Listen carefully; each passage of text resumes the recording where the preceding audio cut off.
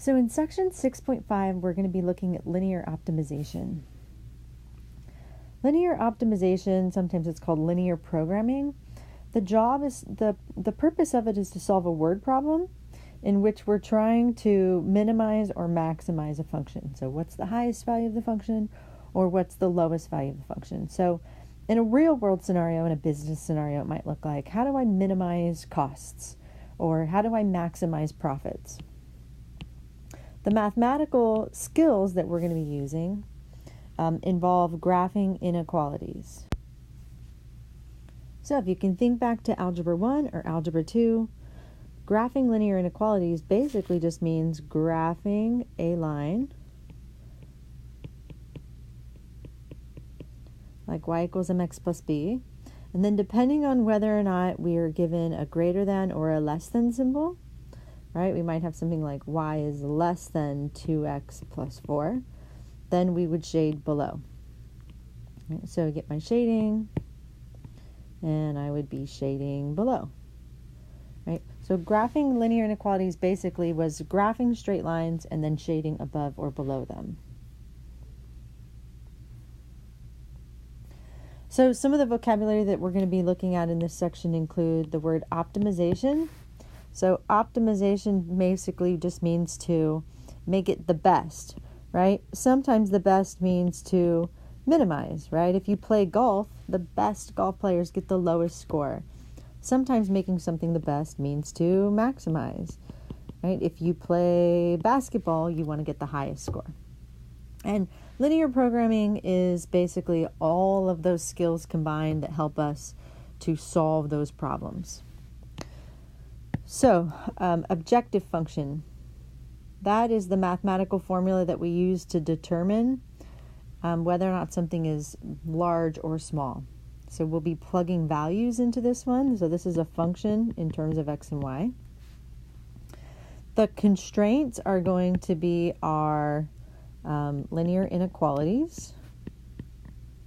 These are the lines that we're actually going to be graphing, right? And then shading. The feasible solutions will make up all of the points, right, which come from this shaded region, the points that could work. And then we'll talk about different outcomes, possible outcomes for linear programming. Sometimes we get one answer, sometimes we get multiple answers, and sometimes our systems are unbounded. So we'll talk about those too. All right, so the vertex theorem for optimization. It says that if you have a linear programming problem and it can be optimized, in other words, you can find a smallest or a largest value for it, the optimal value, or the largest or smallest value, will always occur at one of the vertices of the region that contains all the possible solutions. So you see they've got this shape here and it's shaded. Everything that's in the shaded region is like a possible value. It could be the lowest or it could be the highest. But the actual highest or lowest values will always be found at one of the vertices. So at A, B, C, D, E, or F. There are 3 steps to solving a linear programming problem. The first step is to graph the region that corresponds to the solution of the system of constraints. So this is kind of sounds fancy, but really it's just find that shape, right, by graphing all of your linear inequalities. So I graph all my linear inequalities. And then I look at my graph and I'm like, hey, it looks like all my linear inequalities make this shape right here. That's my region that corresponds to the solution. Then I want to come back to my region and I want to find the vertices, right? So I've got a vertex here, and a vertex here, and a vertex here. And then lastly, I want to take my function, whatever it is, right? And I want to plug in the 3 vertices into this function. If this function has a minimum or maximum value, it's going to occur at one of these vertices. So here's an example problem. Find the maximum and minimum values of the objective function. Okay, so this is the guy we're going to be actually plugging the vertices into. And it's subject to the following constraints. So these guys we're going to graph, right? And then once we graph them, we'll see which points we can plug in to here. So I've graphed my points. I've graphed my constraints, right? My linear inequalities. So there were 4 inequalities, right? So remember that we graphed those 4 lines and we did the shading.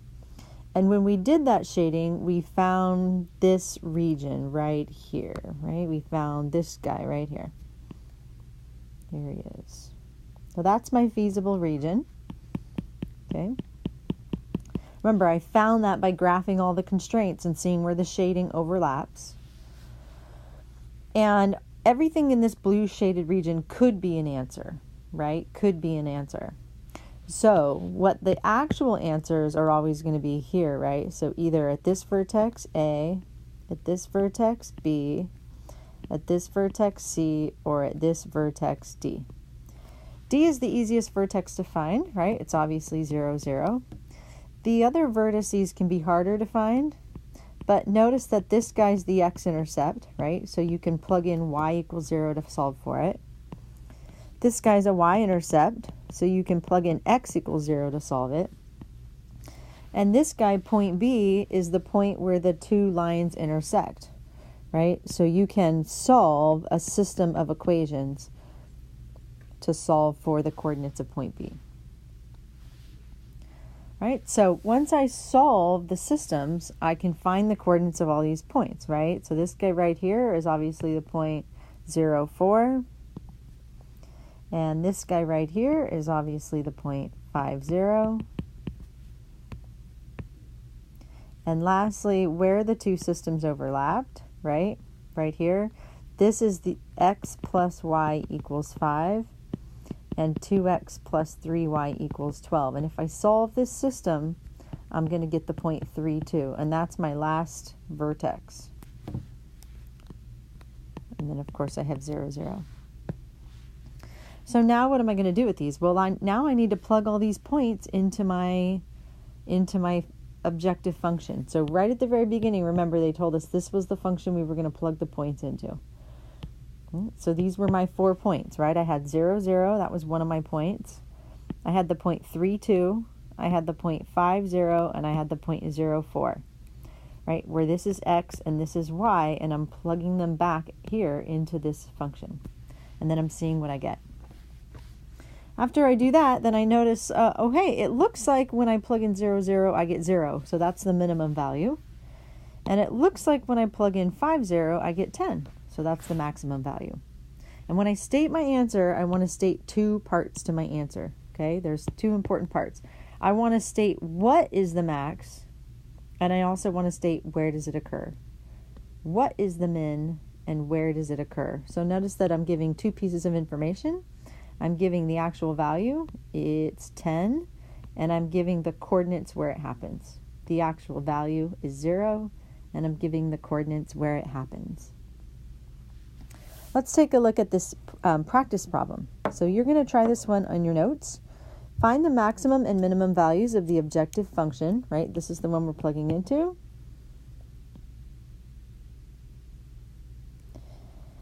Subject to the following constraints. So again, these are the ones you're going to graph. So I want you to pause the video now, try this one on your own, and then after you're done trying it, restart the video and check your answer.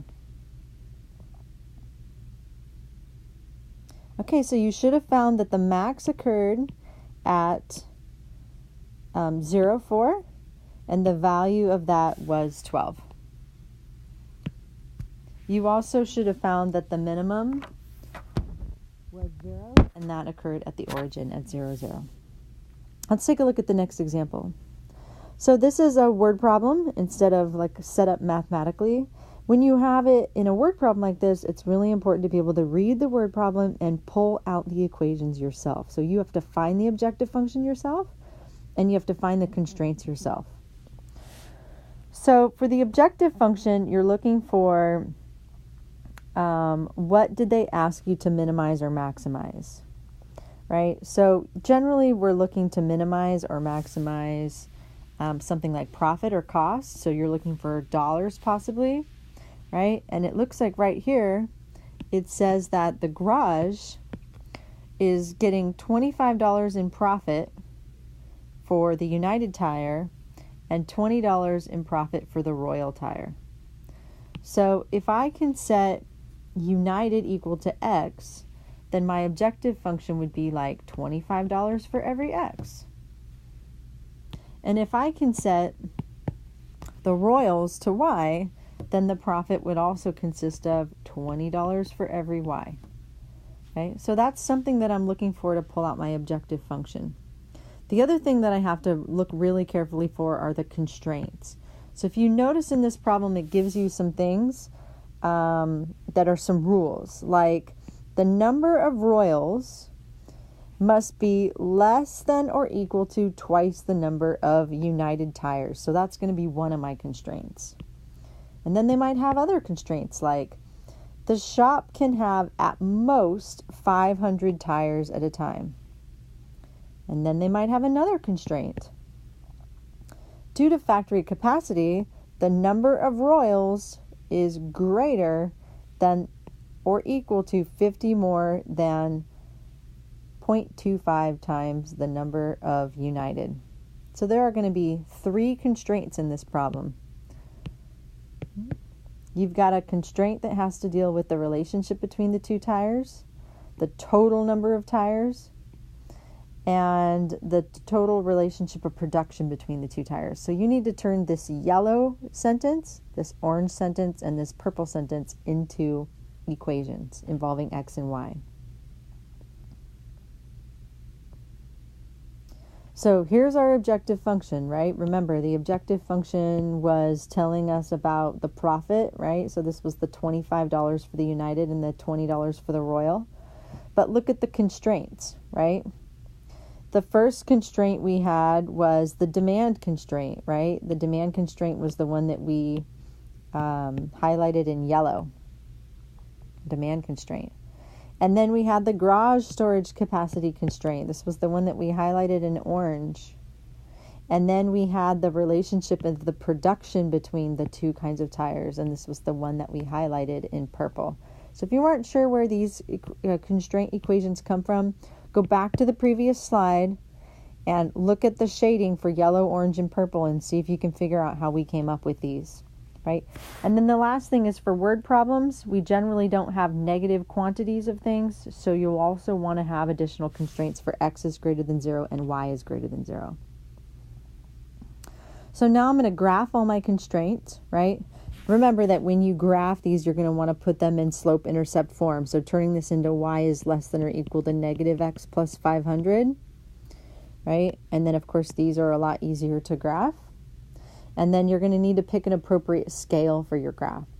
So it looks like every box here is equal to 50, and that's a pretty good scale.